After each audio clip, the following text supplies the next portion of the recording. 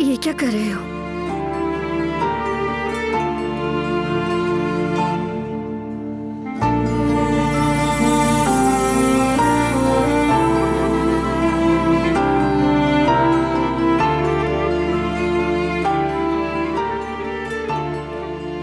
तुम मेरी बीवी हो, क्या मैं तुम्हारे करीब नहीं आ सकता? बताओ मुझे।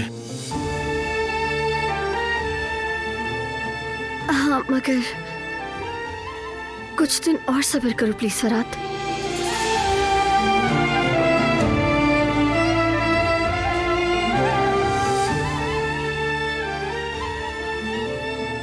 आखिर कब तक हम एक दूसरे से दूर रहेंगे? मुझे इस मसले का हल फौरन निकालना पड़ेगा, मगर कैसे?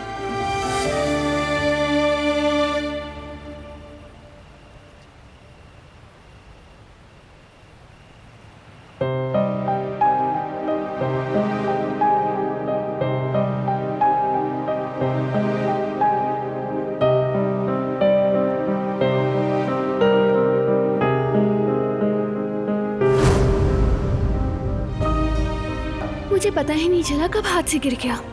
आपका बहुत शुक्रिया। लगता है बहुत स्पेशल है ये तुम्हारे लिए। बहुत ज्यादा। शुक्र है मिल गया। ये मेरे लिए बहुत अहमियत रखता है।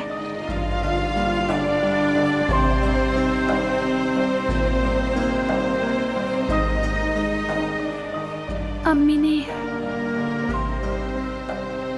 मुझे बचपन में दिया था।